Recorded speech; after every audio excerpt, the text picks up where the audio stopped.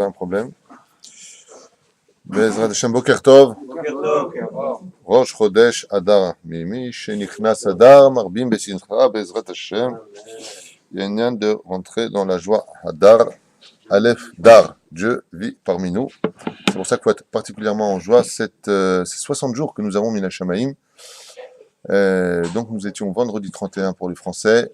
Janvier. Rosh Chodesh, Bezrat Hashem Lamed, Jvat. Pour rentrer Bezrat Hashem dans le premier mois de Hadar.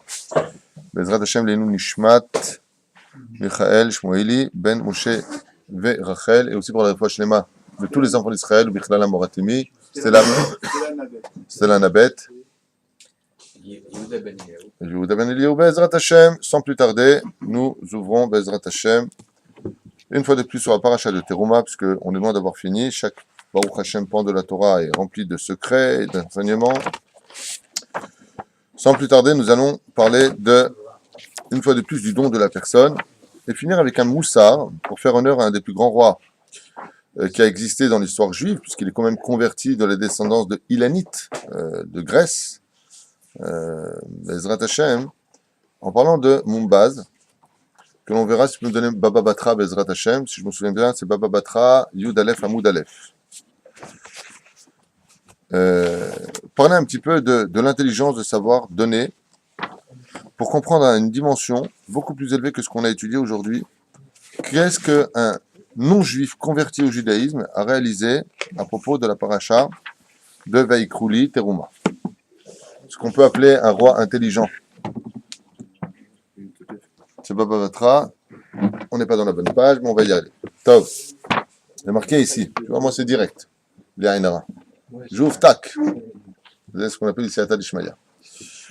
Car Katouf, Bagmara, Kdosha, Vateora, Maase, Bemunbaz, Hamelech, un roi particulier, à qui je voudrais faire honneur tout particulièrement, puisque c'est un roi qui est venu des nations du monde et s'étant converti au judaïsme, en étudiant les parachutes de la Torah, s'est rendu compte de l'importance du don de soi, du don de la personne, et lui a fait quelque chose que personne n'a été capable de faire à part lui. C'est pour ça que la Gemara lui donne une particularité.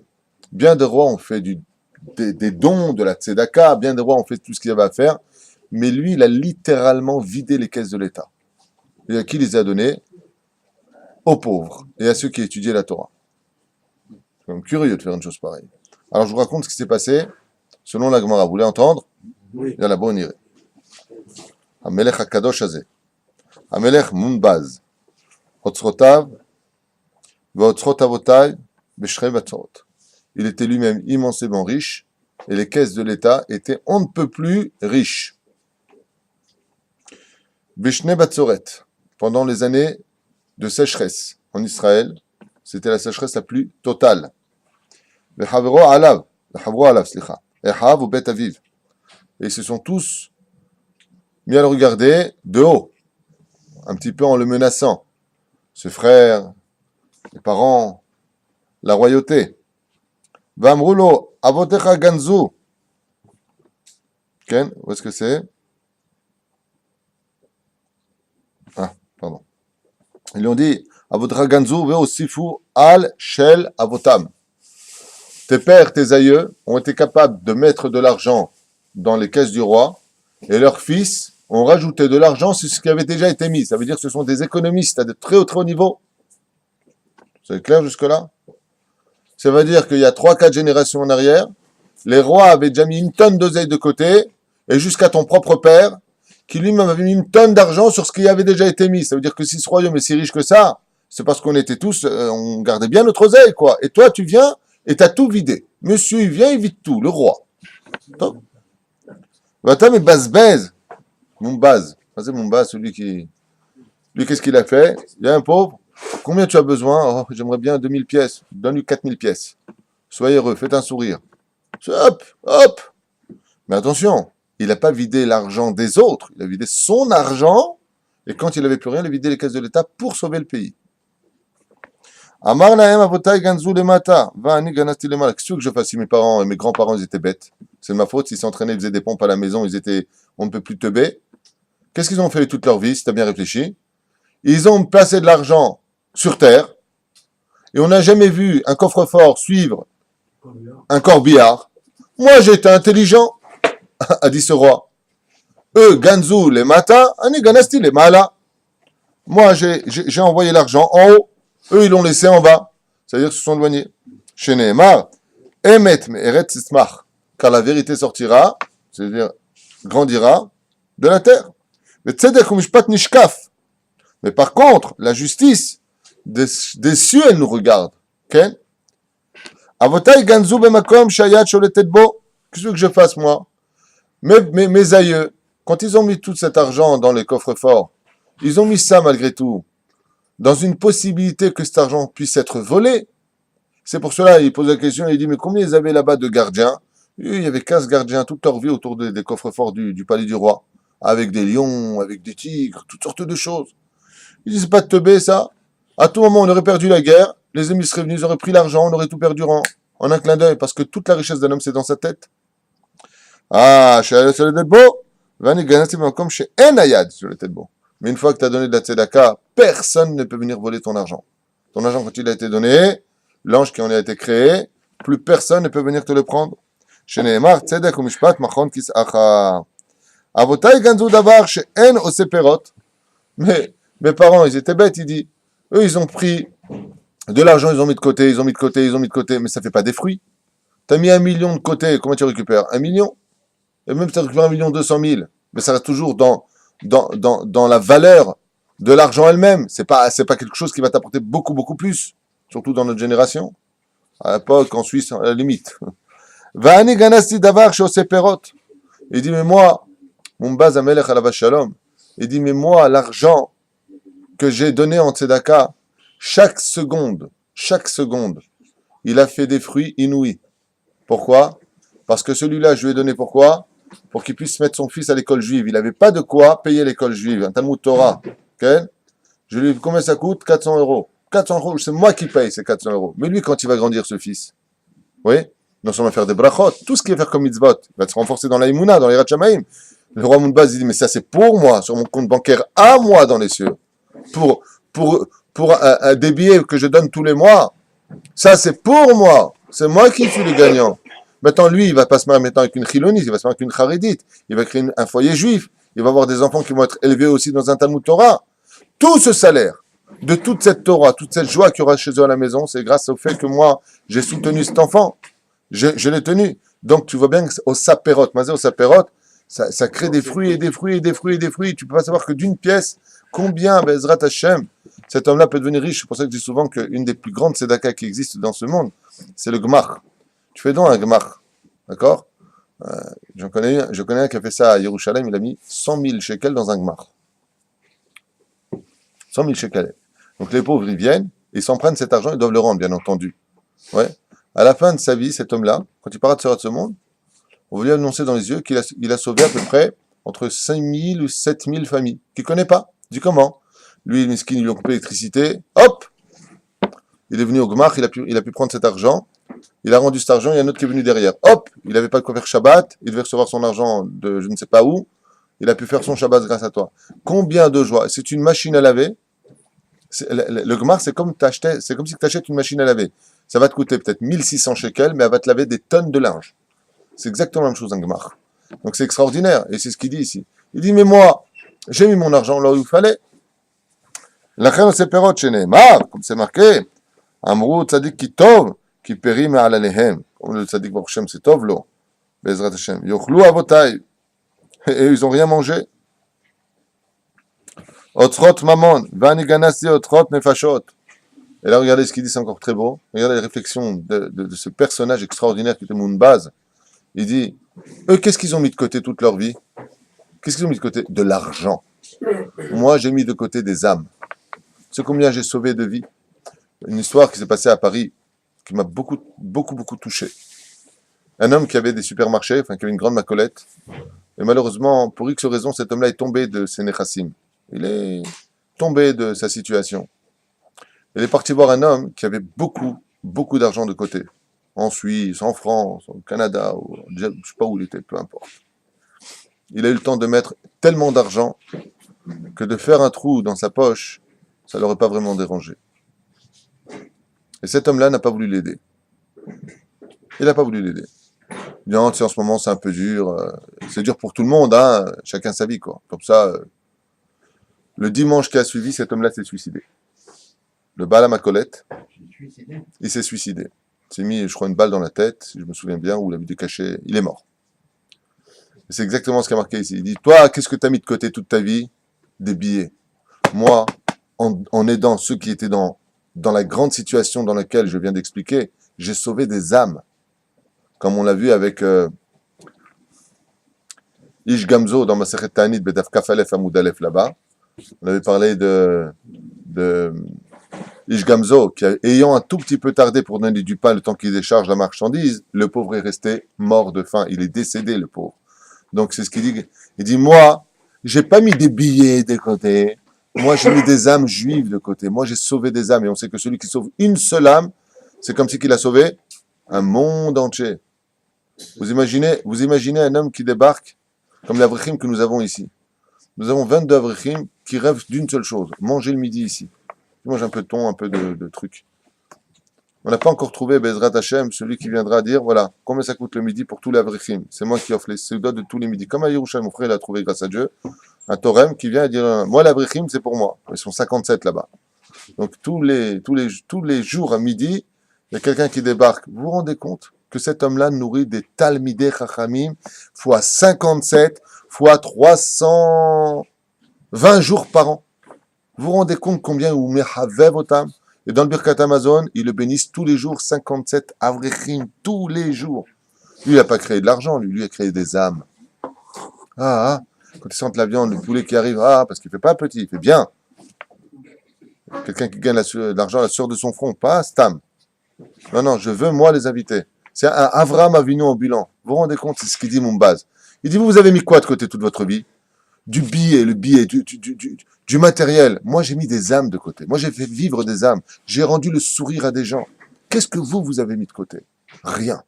Que des pièces et des billets qui sont restés toute votre vie dans votre tête, de côté des écoles aïniennes. Tu t'aimes cet argent. Tu n'as pas compris que Dieu te donnera selon ce que tu as besoin de faire. Si tu prends sur toi d'aller plus loin, Dieu te donnera les moyens d'aller plus loin. Ça s'appelle d'ailleurs un midrash tellement connu. Qui est le premier qui a sauté dans l'eau? Narshon ben Aminadav. Narshon ben Aminadav. Pourquoi on nous parle de lui qui saute dans l'eau? Pour te dire que la mer s'ouvrira, au-dessus du miracle, s'ouvrira pour celui qui a la force de sauter dans l'eau. L'opahod de l'Uter. Comme moi, quand j'ai ouvert ici, la fois chez les mains de Chen Bat Yafa, Bezrat Hashem, Ahlama Meira, Baruch Abba Yedidi. La Chen Bisiata Dishmaya. Pourquoi on vient nous parler de ça? Parce que si tu as la force, comme moi j'ai ouvert ici, quand j'ai ouvert ici, j'avais une situation très précaire. On s'est lancé et on est toujours là grâce à Dieu. Et c'est très difficile. Et pourquoi tous les mois on a un miracle? Parce qu'on a fait le premier pas. On a dit Hashem Anim Amin Bemouna Shlema. Si ce que tu fais c'est les Shem Shemaim, l'Ishmi, alors il n'y a aucune raison que ça ne marche pas. Si vraiment tu es honnête, tu es droit, il n'y a aucune raison que ça ne marche pas. Kakazouchou, Messaya Mina Shemaim. Dieu il aide. Mais c'est ce qu'il a dit, Mounbaz. Il a dit, Tipshim, qu'est-ce qu'ils ont mis de côté toute leur vie? Des billets, des pièces, c'est tout. Quel roi intelligent. Otzrot nefashot, sheneemar, perit tzadik etzraim. Car tout celui qui sauve un tzadik d'une situation, il appelait etzraim. Et qu'est-ce qu'on a quand on donne de la tzedaka? Vechol netivotea shalom. Etzraim hi la mahazakim ba vetomchea meushar derachea shalom. Ça veut dire que toutes les routes de l'homme deviennent du shalom. Il dit, moi, quand je partirai de ce monde, je serai dans le shalom. Pourquoi? J'ai tout donné. Le but, c'est pas de tout donner, il faut aussi garder pour soi. Il y en a qui disent dans la halakha, 80%, pas plus de peur que toi-même, tu mitzarech la briotte. Mais ça, c'est une question de niveau d'âme. C'est une question de niveau de émouna. Et il dit comme ça, pour finir, Hacham avotai. Avotai ganzou le harim. Et ça, c'est extraordinaire ce qu'il dit ici. Écoutez bien ce qu'a dit ce roi. Ce roi Hacham, écoutez bien ce qu'il dit. Eux, ils ont mis toute leur vie pour les autres de côté. Moi, tout ce que j'ai mis de côté, c'était vraiment pour moi. Il y a des gens qui disent, qui sont très riches, après moi le déluge. Mais toi, qu'est-ce que tu as fait toute ta vie? Tu as mis de côté. Tu sais à quoi tu ressembles? Vous savez où est-ce que se réincarnent en général les gens qui mettent toute leur vie de côté jusqu'à ce qu'ils meurent, ils donnent rien? Ils se réincarnent dans les fourmis. La fourmi est le seul animal sur Terre à être intelligente parce qu'elle n'est pas feignante, mais plus bête qu'elle au monde, il n'y a pas. Pourtant, c'est une hiérarchie impressionnante, les fourmilières. Qu'est-ce que fait une fourmi? Elle met de côté pour les enfants. Et qu'est-ce que font les enfants? Ils mettent de côté pour les enfants. Bon, et les enfants qui sont en dessous, pour qui mettre de côté? À la fin, on a envie de dire à la fourmi, ah baba, qui c'est? Celui qui prend le gros lot de tout ça. Ils te disent, je sais pas, faut que je mette de côté pour celui qui arrive en bas. C'est les fourmis. Elles travaillent jour et nuit pour mettre de côté. Pour qui, on ne sait pas. Pour les petits qui arrivent. Mais les petits qui arrivent, dès qu'ils marchent, ils vont chercher de la nourriture. Donc, ils ont de la nourriture pour eux. Et là, qu'est-ce qu'il dit? Écoutez bien. Aval, eux, mes grands-parents, ils sont morts. Ils ont laissé tout ça pour qui? Pour leur fils, mon père. Mon père, il a laissé tout ça de côté pour qui? Pour moi. Et vous voulez que moi, j'ai ça pour les autres? Pas du tout. Moi, j'ai pris cet argent et je l'ai pris pour moi. Comment? J'ai fait moi de la tzedaka. Une question qui m'avait été posée un jour en shiur. Quand un père décède et qu'il était riche, laissant sa fortune à ses enfants, si les enfants sont des gens pieux et qui veulent donner avec l'argent du père, ils veulent construire une yeshiva. Pour qui est la mitzvah? Pour le père à qui appartenait cet argent ou pour les enfants qui font la mitzvah de le faire? Absolument pas. Pour les enfants. Le père avait qu'à être intelligent. Imen anili mili. C'est ce qu'il dit. C'est exactement ce que dit Agmara. Mes grands-parents, eux. Donc, une base dans ce cas-là, s'il avait donné l'argent, ce serait venu pour son père. Non. Mon père, il avait qu'à donner son argent à la tzedaka. Bah oui, de son vivant. C'est celui qui fait la mitzvah qui prend la mitzvah. Que l'autre ait laissé faire les choses. Alors, bien entendu, tout le monde va réagir en disant, mais attends, quoi, tu laisses rien à tes enfants? C'est pas ce que je suis en train de dire. Hein. Fais shlish. Tu dois être capable de savoir diviser les choses. Donner intelligemment les choses. Mais surtout, créer pour toi ton monde futur. Ne compte pas sur tes enfants pour faire ton monde futur. Sois intelligent. Je connais un homme, qui s'appelle monsieur, comment il s'appelle? Reuven. À l'époque où il y avait le grand rabbin d'Israël, Rabbi Mordechai Eliyahu, alav shalom, son mérite nous protège. Il avait une petite fortune comme ça de 200 000 $. Alors il avait ses enfants, et chacun était parti dans une direction, pas sur le chemin de la Torah d'Afka. Il est parti voir le Rav Mordechai Eliyahu, il lui a dit, voilà, je suis à un âge très avancé, je voudrais faire un don. Il dit de combien? Il dit de 200 000 $. Qu'est-ce que vous aimeriez faire avec, le dit le Rav? Il lui a dit, je voudrais faire une synagogue. À côté de côté de Kiryat Moshe, là-bas. Le Rav Mordechai lui a dit, non. Regardez sur Jérusalem, un endroit où il n'y a pas de Torah. Faire grandir la Torah là où il n'y a pas de Torah, c'est plus grand que faire grandir la Torah là où il y a de la Torah, c'est évident. Quand tu as déjà une lampe qui brille, même pas de lampe, ça fait plus de lumière. Il faut mettre de la lampe là où il n'y a pas de lumière, pas d'électricité. Alors il lui a dit, j'ai réfléchi, qu'est-ce que vous pensez d'Armon Nativ? Et il a créé Mishkan Reuven, qui porte son nom, qui est la synagogue en haut, où il y a le kollel Or Eliyahu, en dessous et au-dessus maintenant. Aujourd'hui, ce qu'il a créé, c'est devenu un institut. Il y a 60 avrechim qui étudient, plus des centaines de personnes du quartier qui viennent étudier. Un endroit pas religieux là-bas?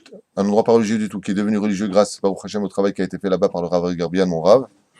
Voilà ce qu'un homme a fait avant de partir. Je vous pose une question maintenant. Bien entendu, ses filles en ont voulu à mort, machin. Et qu'est-ce qu'il a répondu, lui? La suite de ce que vous allez voir maintenant. Qu'est-ce qu'il a répondu, Mounbaz? Il a dit, mais eux, ils ont mis ça pour les autres. Mais moi, si je monte en haut, si mes enfants, ils sont pas sur le chemin de la Torah, qu'est-ce qu'ils vont faire? Ils vont me descendre. Alors, vous m'excusez, je prends une assurance quand même, ça vous dérange pas? Voilà. Il a pris son argent et il a créé avec ça une belle bête à Knesset qui est devenue aujourd'hui une institut toraïque de très haut niveau réputé dans tout Jérusalem. Lorsque c'est parti de ce qui est marqué ici. Ah, vous voulez que moi je prie pour les autres? Mais qui va s'occuper de moi après ma mort? Qui va faire monter mon âme? Qui va s'occuper de moi? Ah, et dans ce cas-là, tu vas dire, attends, je comprends pas une chose. Comme on dit dans le Birkat Amazon. Alors quoi, tu laisses rien à tes enfants?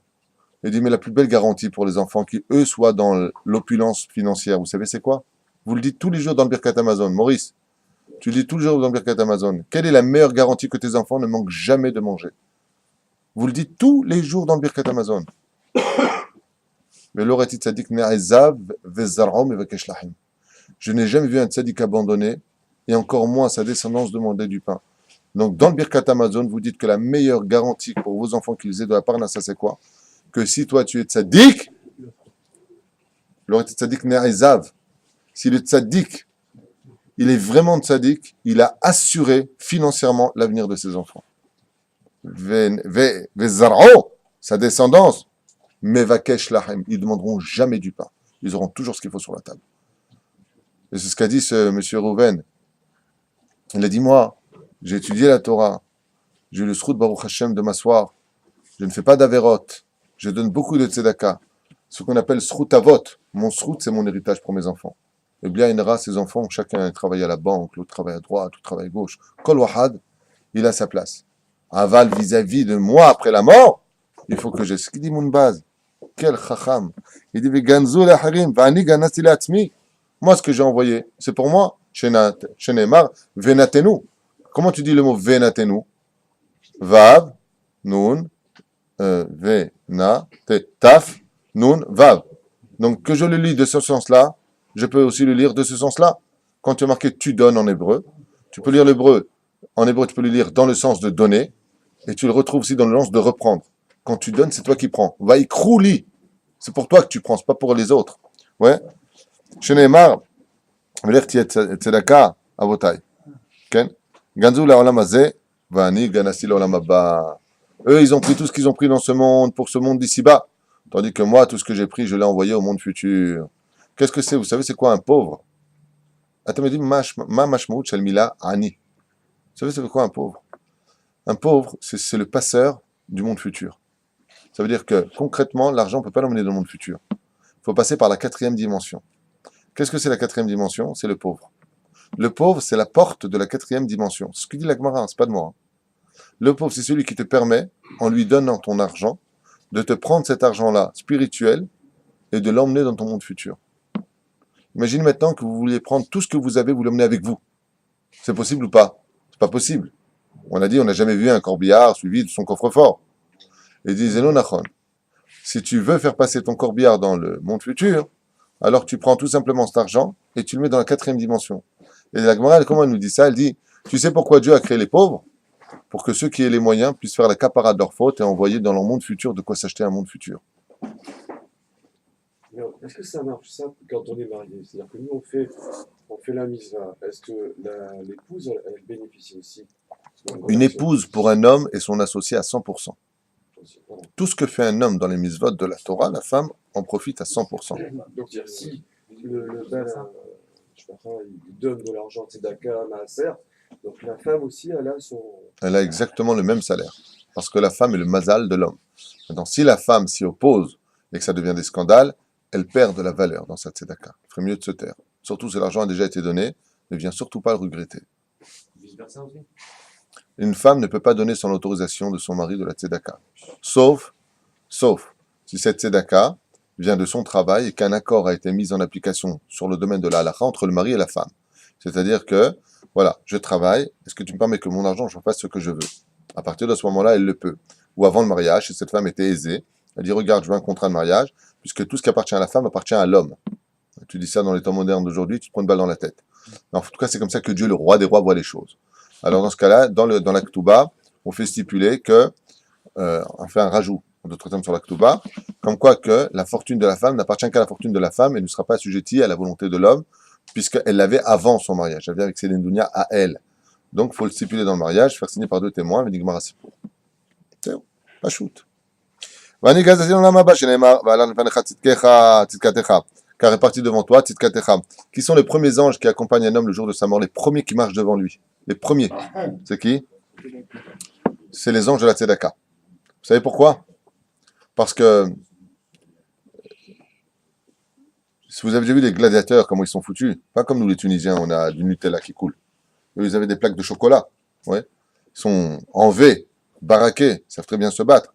Les plus grands guerriers de toutes les mitzvot dans ce monde, comme le dit le roi Salomon, c'est la mise de la tzedaka. Lama, il y a marqué, écoutez bien, Ve'alach lefanecha tzidkatecha. Marchera devant toi ta justice. Altikrat tzidkatecha et la tzedaka. Quand une personne décède, les premiers qui ouvrent le chemin, poussez-vous. À qui disent poussez-vous? À tous les anges accusateurs. Même si dans le Zohar on nous dit qu'ils sont derrière. Malgré tout, ils viennent et qu'est-ce que tu touches là? On est les gardes du corps, nous, tu touches pas. Ve'alach lefanecha tzidkatecha. Il dit, Kvod Hashem Yasfecha. Car, écoutez bien la suite, Kvod Hashem, celui qui a donné beaucoup de tzedaka, c'est Dieu lui-même après la mort d'une personne, Yasfecha, qui vient le protéger et l'embrasser. viens. Toi, tu as été capable de donner, viens avec moi. Vim kanaba. Top, zéou. Atkan et shonenu miprinata agmara, parce qu'après ça continue sur un autre domaine. Donc il y a marqué comme ça, Daber Moshe, Daber Hashem Moshe, Daber Hashem Moshe les morts, Daber Hashem ikru li, teruma met kol ish asher yidvenu libo, vikru tmoti, vezot terumat asher tikru miitam, za'av echesed nuchoshet. Le Rabbi Lubavitch, Alav Shalom, qui mérite nous protège, écrit à propos de cela, il dit, mais c'est curieux, comment se fait-il que Akadosh Baruch Hu, il demandait qu'on installe dans la matière. Arrête, Akadosh Baruch Hu ne peut pas être installé dans la matière. De là, vous avez compris que le but de l'existence de ce monde, à travers l'exemple que la Torah vient nous donner ici, c'est que le roi des rois, Akadosh Baruch Hu, veut nous faire comprendre qu'il veut exister dans la matérialité de notre vie. C'est-à-dire que on aurait pu penser que Dieu n'existerait que dans la petite chapelle, chez les chrétiens, ou dans la mosquée chez les musulmans, ou chez les bouddhistes, ou le temple de Dieu, et que dans la vie de tous les jours, eh bien, nous aurions notre vie. Le Rabbi dit pas du tout. Akadosh Baruch Hu veut exister dans ta fourchette. Il veut exister dans le choix de ta table. Il veut exister dans le choix de ton lit. Il veut exister dans ce que tu vas vivre avec toi. Pourquoi? Parce qu'il vit en toi, il vit avec toi, il vit dans l'univers dans lequel tu veux être. Le Ben Ishraï, de son côté, vient donner un pérouche encore plus intéressant à mon goût. Il dit, hey, faut savoir une chose. Quand Akadosh Baruch Hu était dans les cieux, entre guillemets, si je peux me permettre le mot, le jour du don de la Torah, les anges se sont opposés à Moshe Rabbeinu, malgré le conflit qui eut lieu, lui disant, ouais, mais toi, t'es gentil, t'as pas sorti d'Égypte, t'as pas de parents, t'as pas de tefilin, t'as pas... Ouais, d'accord, ok, très bien. Mais les anges ont répondu quelque chose. Et ils ont dit à Moshe Rabbeinu, Aval Akadosh Baruch Hu shochen bameromim. Dieu, il a shochen bameromim, c'est-à-dire, il réside dans les cieux. Si vous prenez sa Torah, où est-ce que va résider Hachem? Lui là-haut et sa Torah en bas, il n'y a pas de Torah s'il n'y a pas Hachem. Et il n'y a pas Hachem s'il n'y a pas de Torah. Tu ne peux pas connaître Hachem si ce n'est que par le biais réel de l'étude de la Torah. Donc comment vous voulez séparer les deux? Qu'est-ce qu'il a répondu à Kadosh Baruch Hu? Il a dit à Moshe Arzik Bekis'i V'Hashiv Lahem Teshuvah. Répondez-leur une réponse. Écoutez bien ce que nous livre le Ben Ishraï. Qu'est-ce qu'a fait Moshe Rabbeinu Alav Shalom? Il a promis aux anges de créer un Mishkan pour Dieu dans ce monde. Hachem Shochem Ameromim, Dieu il est dans les cieux. Il dit non, t'inquiète pas, on va lui faire sa maison en bas. Nous aussi on va lui faire sa maison en bas. Donc on comprend maintenant pourquoi Mina Shamaim, on nous parle maintenant de Hakamat Mishkan. Après le don de la Torah, entre l'homme et son créateur. La paracha de Mishpatim, entre l'homme et son prochain. Vient par la paracha de Teruma, qui vient entre l'homme et son prochain du don de soi pour recevoir le roi des rois. On parle maintenant d'une relativité entre le peuple d'Israël et Hachem, où Dieu dit, ne m'acceptez pas que dans la spiritualité, mais acceptez-moi dans la matérialité aussi. D'où justement le Maaser pour l'argent, la Brit Mila pour le corps, la Chanukah Beit pour la maison, l'endroit où tu vas choisir tes vacances, choisis qu'il y ait une bête à Knesset, que ce soit Chalak. C'est-à-dire que partout où tu vas aller, comme dit le Rabbi, Bechol derachecha daehu, il rapporte là-bas ce verset-là, c'est-à-dire que dans toute la matérialité que tu vas avoir, n'oublie pas que je veux y être. Mais non, mais Dieu est spirituel, c'est stupide de parler comme ça. Il dit que tu fais la paracha Teruma. Je vous relis le verset. Veikrumitam, za'av, achesef ou nechoshet. Et on parle de quoi ici? De pure matérialité. Akadosh Baruch Hu, il veut que quand tu as une montre, eh bien que cette montre-là, il puisse résider en elle. Comment? Elle va pas te servir simplement à savoir à quelle heure tu vas te coucher, à quelle heure tu vas manger, que tu vas au cinéma. Non. Les horaires de la prière. Vous avez compris l'idée, on peut donner plein d'exemples, on va pas perdre de temps avec ça. C'est juste l'idée qu'explique le Rabbi. Il dit que chaque chose qui est chez toi doit être Mekoudeshet pour Akadosh Baruch Hu. Et que d'Afka, il n'y a pas de marloquette entre le monde de la matérialité, le monde de la spiritualité, et le monde de la spiritualité comme on l'a souvent enseigné. Mais que Akadosh Baruch Hu, d'Afka, il demande aux enfants d'Israël d'être totalement dans le monde de la matière. Et ce monde de la matière, c'est cette petite boîte dont nous avons déjà parlé. Alors, marqué comme ça, combien de kelim il y avait, Betsem? Rabbi, je finis quand même juste avec le Rabbi à propos de cela. Il dit que malgré tout, la spiritualité dans laquelle Dieu veut vraiment s'installer, c'est la spiritualité du cœur. Donc en réalité, c'est le cœur de l'homme. Il veut que, même dans les pulsions matérielles, puisque tout vient du cœur chez nous, ne suis ni ton cœur ni tes yeux. Il veut que même dans son cœur, dans le cœur de l'homme, il puisse se trouver. C'est-à-dire que là où les pulsions de l'homme pourraient l'emmener, le Nefesh Abémi, qui se trouve au niveau du cœur, comme l'explique le Baal HaTanya, eh bien, nous devons absolument nous réveiller de cela et placer Akadosh Baruch Hu au lieu de placer notre Nefesh Abémi. Et cette dimension-là est extrêmement importante pour nous, pour comprendre que dans le judaïsme, justement, Tu dois être l'homme le plus spirituel dans la matérialité. C'est pour ça que celui qui n'a pas vu le Beth Amikdash, nous dit la Gemara de Ordos, ne peut pas dire qu'il a vu la beauté d'un binyan dans son monde, c'est-à-dire d'un immeuble dans son monde. Tu ne peux pas savoir ce que c'est. Celui qui n'a pas vu les chefs-d'œuvre d'Hachem, quand il a créé Chava, Rachel, Sarah Imen ou Aléa Shalom, quand Dieu il a créé les Imaot d'Israël, il les a toutes faites extrêmement belles. Mais pourquoi tu fais extrêmement beau? C'est pas tellement important. Dieu veut résider dans la matière. Faites-moi une belle maison chez vous, mais qu'à une condition, qu'il y ait de la Torah. Mettez-moi le mariage l'un dans l'autre, qu'on expliquait d'ailleurs sur le mariage du Har Sinaï, c'était le mariage de la matière et de la spiritualité. Bien, on continue, on ferme la parenthèse. C'est celui-là.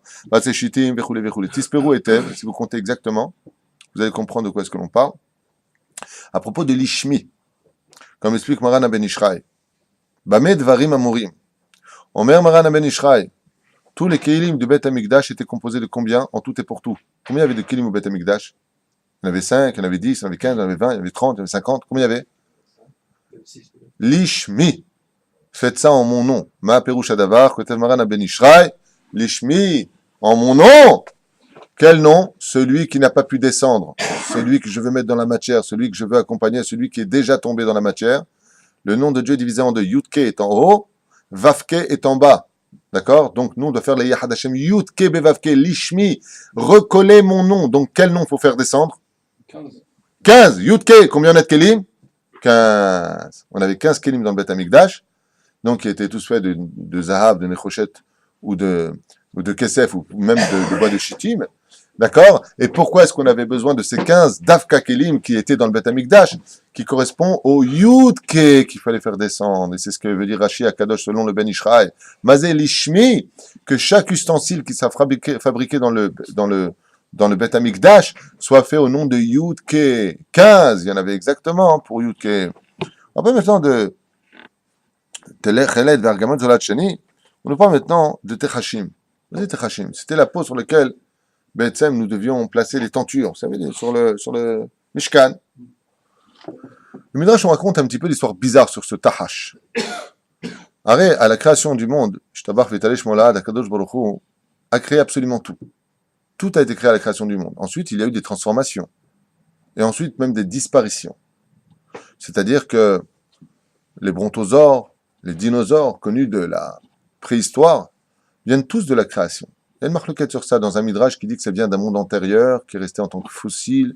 Shivim panim la Torah. Quoi qu'il advienne, la majeure partie des poskim et des, ceux qui traduisent la Torah, des commentateurs, nous disent que pas du tout, ce sont des animaux qui datent pas plus de 6000 ans, même pas 6000 ans, contrairement à ce que veulent bien dire les scientifiques sur le carbone 14. Et la preuve en est, puisqu'à l'époque du roi David, on n'est pas tellement loin, on est à 2600 ans, 700 ans de notre époque, le roi David, ça va pas très très très loin, il y avait déjà des animaux si hauts qu'on a des conflits dans la Gemara, on ne sait pas s'ils faisaient 116 mètres de haut ou 16 km de haut.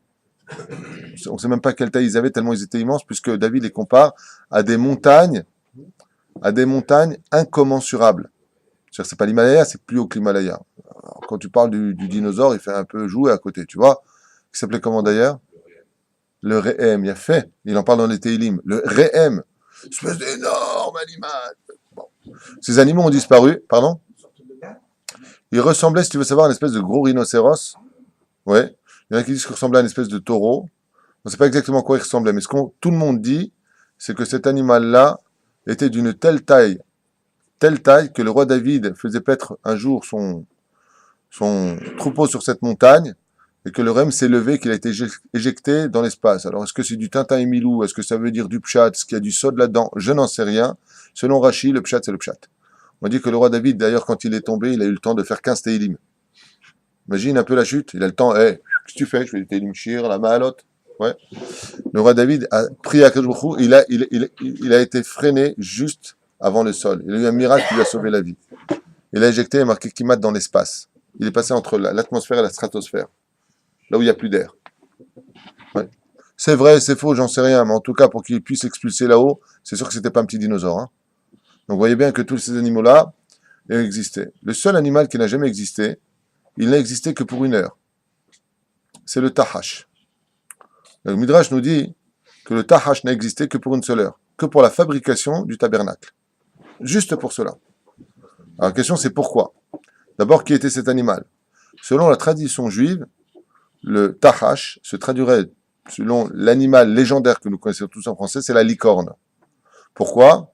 Le Midrash nous dit, c'est un animal qui ressemblait au cheval, mais qui avait un keren au milieu.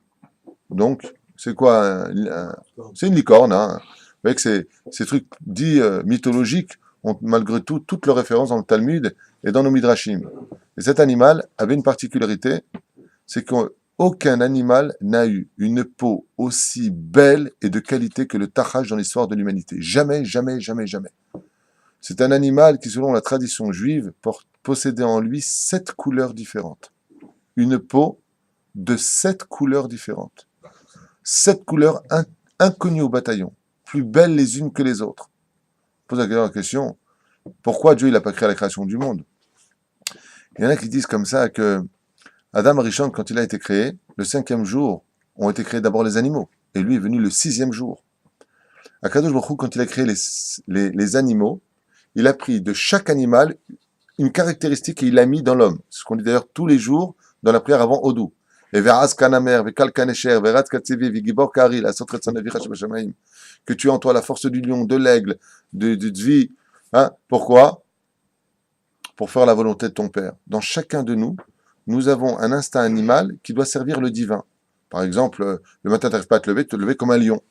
Tu n'arrives pas à être léger pour faire les mitzvot, le mec met la tzedaka, il hésite, je donne pas. Comme le tzvi, tu vas vite faire les mitzvot, sois zélé pour faire les mitzvot. Ouais. Tu dois être aussi léger que l'aigle. On a oublié l'aigle tout à l'heure. Okay? La reine Be'ezrat Hashem, ça par contre on n'aurait pas pu le donner. Pourquoi? Parce que si le tachash avait existé à la création du monde, alors Adam Arishon aurait été complet. Il aurait été beau dans son naissance absolue et plus besoin de tikkunim, parce que le tachash est un animal qui était parfait. Alors qu'est-ce qu'il a fait? Il n'a pas mis cet animal-là pour que l'homme puisse se compléter à travers l'étude de la Torah, parce que si la peau du tachash était capable d'être celui qui nous couvrait, vous imaginez un petit peu qui était cet animal précieux. Cet animal n'appartient pas à la création du monde. Il appartient uniquement à Hachem. C'est son animal à lui. Pourquoi, comment, Ketzad, Ani lo yoder. Je ne sais pas quel est le but de cela.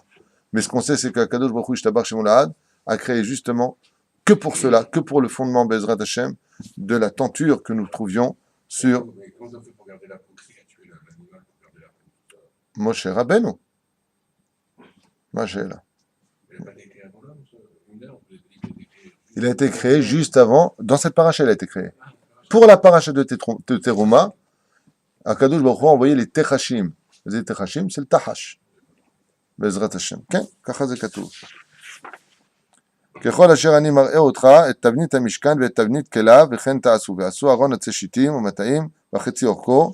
Et là on a quelque chose comme c'est marqué בציפתה אותו זהב טהור מבית ומחוץ ותפינו מעשיתה עליו זר זהב סביב. C'est moi מה זה הדברים האלה? Et ça c'est l'essentiel de tout notre judaïsme.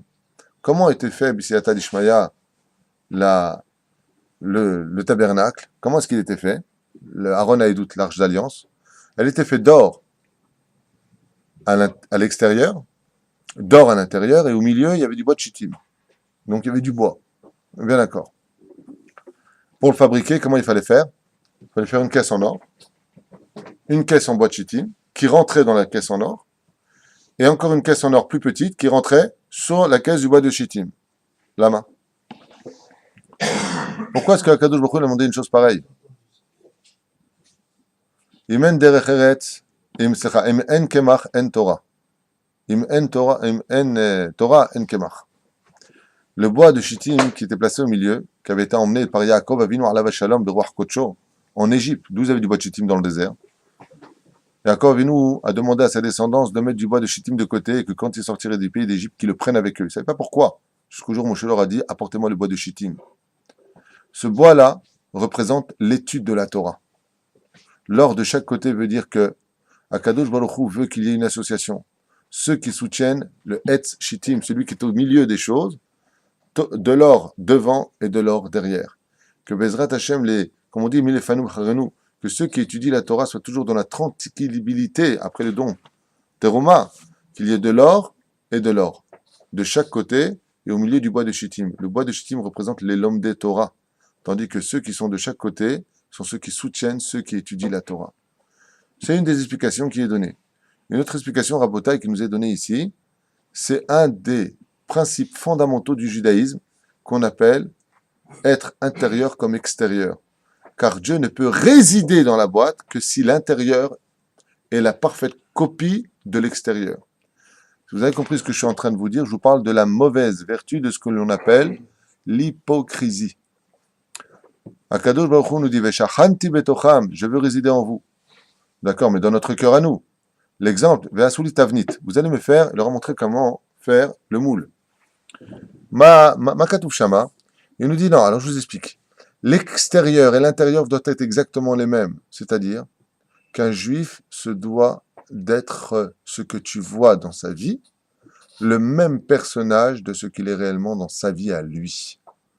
C'est-à-dire que quand tu le vois dans la vie cool, simple, calme, à quoi tu joues? Tu es sincère ou est-ce que tu joues à un jeu? Est-ce que tu es intérieur comme extérieur? Est-ce que tu es Toho Kebao? C'est-à-dire qu'en deux mots, ce que je veux vous dire par là, c'est qu'il y a des gens dans la vie, c'est des vrais zav. On dit, ouais, t'as un mari, c'est un zav. Ou cette femme, zava. C'est de l'or, cette femme. Ce mec-là, c'est de l'or. Quand tu le vois dans sa vie privée, c'est une ordure finie chez Enkemoto. C'est-à-dire la vitrine est très belle d'extérieur. C'est le moraliste, c'est celui qui dit qu'il faut être calme, il faut être un exemple. Mais quand tu vas à sa table, ou si tu mets une caméra chez lui, ou si tu mets une caméra dans la voiture, et tu entends comment il parle, tu entends comment il se comporte, tu vois comment il fait les choses. Tu dis, oh, je comprends pas. T'es de l'or ou t'es des ordures? T'es quoi, toi, dans la vie? Hein? Comme celui qui s'est tout donné à ses meilleurs amis, il s'est rien donné à la maison. Pour les autres, avec ses amis, il sait être courtois, il sait être gentil, il sait être donateur, il paye le restaurant, pas de problème.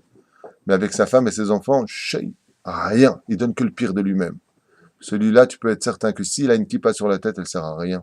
Akadosh Baruch Hu lui dit, Veshachanti betocham, betocho, non, betocham. Je ne peux résister que sur celui qui est de l'or à l'intérieur, comme à l'extérieur. C'est-à-dire, si on dit de toi, si tous tes amis disent de toi que tu es de l'or, il faut que ta femme puisse dire de toi que tu es de l'or. Mais si on dit de toi que, à moins que sa femme soit folle, hein. Non, mais il y a des cas quand même un peu graves dans cette génération, femme un peu tarée. Il y a des femmes qui estiment que le mari c'est de l'or, que si au doigt et à l'œil, le mari dit et fait ce que la femme demande. Il y a aussi des cas comme ça. Hein. Je pense déjà, j'entends déjà des trucs, des femmes qui viennent dire à leur mari, viens voir le rap du coup, regarde le rap, tout ce qu'il dit, voilà. Calme-toi, madame. Toi aussi, il faudrait que tu te calmes. Bien. Dans cette histoire. Non, mais j'entends déjà des sons là. La reine Bezrat Hashem, Zema Shekatouv. Chez qui Akadosh ne peut résider que chez les gens qui sont ce que tu vois à l'extérieur comme à l'intérieur. C'est pour ça qu'une fois d'ailleurs, je vous dis la vérité. J'ai vu la vérité. Je vous dis la vérité, j'ai vu un jour un homme qui matait les filles, mais sans aucune gêne. Hein. Et devant tout le monde, cet homme-là dit qu'est-ce qu'elle est? Vous avez compris le mot. D'accord. J'ai mis la main sur l'épaule, j'étais à côté de lui, j'ai mis la main sur l'épaule, c'est un mec que je connaissais bien, on se croisait souvent, quoi, à l'époque. Et je lui dis, Atat Tzadik. Et je me rappelle de son regard, il m'a regardé, il m'a dit, mais non, je suis pas un Tzadik, je vous raconter. Je lui dis, Bémet Atat Tzadik, allez, vaille qu'on soit tous comme vous. Au fond de l'humanité, vous voulez mater les meufs? Je lui dis, non, t'as pas compris. Je lui dis, toi, t'es quelqu'un chez qui Dieu voudrait bien résider. T'enlèves juste un peu la boue qui est en toi, mais sache que toi, tu es digne d'être le Aaron Haïdout. Il m'a dit, expliquez-moi ce que ça veut dire, Rav Twito, je peux comprendre, je vais vous expliquer, c'est très simple. Il y a des gens qui ont des chapeaux, qui ont des kippotes, qui ont des tzitzit en laine, qui ont la redingote, qui ont ce qu'ils veulent. Mais quand est-ce qu'ils mettent les meufs? Quand personne ne les regarde. Ces gens-là, que je roule, les vomit. Puis il y en a d'autres, qui eux, par contre, sont sales de l'intérieur. Mais ils sont sales aussi de l'extérieur. C'est-à-dire que vous n'avez pas honte d'être ce que vous êtes, intérieur comme extérieur. Vous ne jouez pas avec votre personnalité. Je dis en cela, vous êtes un tzaddik. Il m'a dit, je fais tchouva alors. Je vais nettoyer un petit peu toute cette crasse à l'intérieur et je vais devenir. Ça, c'est le plus haut degré. Pour vous donner un exemple, vous vous rappelez la paracha de Balak. Nous avions posé la question en disant, mais pourquoi Balak, Dieu lui donne un tel prestige? Parce que bon, ok, c'est l'aïeul du Mashiach, Ruth Moavia, qui vient de Moab, c'est d'ailleurs. Alors quand même, tu lui mets ton tampon sur un homme qui n'est même pas le principal acteur de la paracha, c'est Billy, le principal acteur. Bilam. Non, Bilam, il est hypocrite. Bilam, il dit, Tamot nafshi, kamot yesharim. Je veux mourir, comme les tzadikim. Mais je suis homosexuel, je suis zoophilie, je suis rempli de haine, je suis jaloux de tout le monde, mais je suis tzaddik. Ouais. Ça, c'est Billy. Dieu, lui, à la poubelle. L'autre, il est antisémite et ils se vendent de cela. Et il dit, j'aime pas les juifs, je suis intercom extérieur, pas comme les Français. Mais non, mais nous ne sommes pas un pays raciste, c'est les premiers à sortir dehors, à nous vendre. C'est les premiers à nous faire du mal. Dieu vomit ces gens-là. Leur hypocrisie, ils le paieront très cher. La preuve en est, quand un nous veut du mal, Balak, il est intérieur comme extérieur. Dieu dit, toi, t'es peut-être une ordure, mais on voit ce que t'es. Ces gens-là méritent toute leur attention. C'est un truc de fou. Combien Kadjourou déteste l'hypocrisie. Et c'est ce qu'il dit ici. Tu me le mettras. Pardon? Il y a quand même des limites à ça, non? C'est-à-dire? Vraiment, deux personnes, c'est C'est-à-dire? C'est-à-dire quoi des limites? Il y a des limites sur une personne qui ne nous aime pas. Il ne va pas quand même résider en lui. Non! Hachem ne va pas résider en lui, mais en général, Dieu lui donne de la réussite. Pourquoi est-ce qu'Hitler a tellement réussi dans sa vie? Marchez Zechlo. Mais je pense pas à lui, je comprends où tu vas en venir. J'analyse tes mots et je vois où tu vas en venir. La réponse est pourquoi Hitler a tellement réussi? Vous savez pourquoi? Parce que Hitler n'a pas été hypocrite. Sachez que les gens aiment les gens honnêtes. Les gens aiment les gens honnêtes. Parce que Hitler, lui, ce qu'il a eu de bien vis-à-vis du peuple juif, c'est une seule chose. C'est qu'il nous a dit ce qu'il comptait nous faire. Il nous a bien expliqué clairement, les mecs, je vais vous détruire. D'accord? Quand tu vois une femme comme Marine Le Pen en France, d'accord, qui se cache derrière un côté social et national, moi, on sait très bien, il y a de l'hypocrisie. On sait très bien ce qu'elle a dans le cœur, on sait très bien ce qui se passe dans la vie. Vous comprenez ce que je veux dire? Le peuple d'Israël doit surtout se concentrer sur un point bien précis. C'est de plutôt savoir qui sont réellement les amis du peuple d'Israël, car les ennemis, on les connaît. Mais les amis sont les plus dangereux. Tu sais pas à qui t'as affaire. Tu comptes arrêter peut-être de jouer avec tes pieds, toi? Allô? Rachem Bezrat Hashem, tu es bon, quoi? Tu tes pieds, quand même. La reine Bisiata d'Ishmaïa, Bezrat Hashem, si ces gens-là ont de la haine pour les Juifs, après leur mort, selon la Gemara, selon le Zohar et Kadosh, ils seront plongés dans des cuves d'excréments bouillantes. C'est comme ça que c'est marqué. Mania, c'est ce qui les attend. Et tu sais pourquoi Kadosh Baruch Hu laisse monter nos ennemis très très haut? Regarde le petit coffre là, le petit singe là, Dieu donné là, celui-là là. Tronche de Tchabéav là. Ouais. Pourquoi d'après toi il est monté si haut? Tellement jaloux de Elie Semoun, tellement jaloux de l'argent des Juifs, tellement jaloux de... C'est à qui cet immeuble? C'est un Juif. C'est quoi, c'est un Juif? Bah oui, mon pote, t'as qu'à travailler comme il faut et Bezrat Hashem, tu auras la bracha d'Hashem. Oui. Pourquoi il n'y a pas des non-Juifs qui sont multimilliardaires? Au lieu de regarder les Juifs, va voir les Arabes. C'est les plus blindés. Qu'est-ce que tu veux nous casser les pieds? Jalousie. Tu sais ce qu'il fait Hachem de ces gens-là? Hachem, il dit, attends. Toi, t'es Toho Kevaro, tu vas avoir ton salaire. T'es intérieur comme extérieur, tu vas avoir ton salaire. Je vais te faire monter. Et nous, on tombe dans le piège. On parle de lui. Donc, lui, il monte encore plus. Jusqu'au jour, une femme a dit aux informations, je le connaissais même pas, tiens, je vais aller à son spectacle maintenant. Tellement on est bête. Vous l'avez lu aussi, vous voyez, j'invente rien. Moi, je l'ai pas lu, je dis pas ça, c'est ma femme qui me fait chercher information. Voilà, c'est Sadati ou Sadatin, information. C'est débile! Résultat des courses, c'est ce qu'il fait Hachem, comme Hitler. Il marche chez Movezichlo, Shem Rechem Irkav. Il fait monter. Pour que quand il tombe, il s'écrase, il se relève plus jamais. C'est toute la différence. Quand tu vois quelqu'un monter, tu te dis, mais il est où Hachem? Mais quand il monte, c'est parce que Dieu va le faire descendre à une telle vitesse que la chute va être mortelle. Parce que quelqu'un qui saute d'1 mètre, eh ben, il saute accroupi, et maximum, mais s'il saute de 100 mètres, il s'écrase à même le sol. Donc, il faut arrêter de regarder et de perdre votre temps avec ça. Je vous l'annonce, les non-juifs ne nous aiment pas. Si vous n'avez pas compris depuis la Deuxième Guerre mondiale, eh bien, vous le resubirez, messieurs. Réveillez-vous, tout simplement. Soyez un peu intelligents comme ce roi Mounbaz, qui a compris une chose. Si je ne suis pas pour moi, c'est pas les Américains qui le seront pour nous. C'est pas l'État français qui le sera pour nous. Surtout pas. Et encore moins tout ce qui tourne autour. La reine Bezrat Hashem, qu'on pense à celui qui a toutes les rênes dans les mains, au lieu de chercher constamment à plaire à quiconque. D'abord, plaisez à Kadosh Baruch Hu, Kedat Moshe Israël, quand ça ne va pas dans votre vie, c'est un message que je vous lance à tous, surtout pendant cette période toute particulière de l'Arzor Bitchouva Shlema. Koulanu, pour moi je parle. D'abord faire une vraie tchouva aujourd'hui. Plus d'études, plus de tzedaka. Comme c'est marqué, Yerushalayim bitzdaka tipade. Comment sera sauvé Yerushalayim? Par le don de la tzedaka. Faites de la tzedaka. Et si vous n'avez pas les moyens de le faire, donnez peu, mais donnez de tout votre cœur. Mikol ish, asher idvenu libo. Le principal, Bezrat Hashem, ce n'est pas la quantité de ce que tu donnes, mais la qualité de comment tu le donnes. Shabbat Shalom.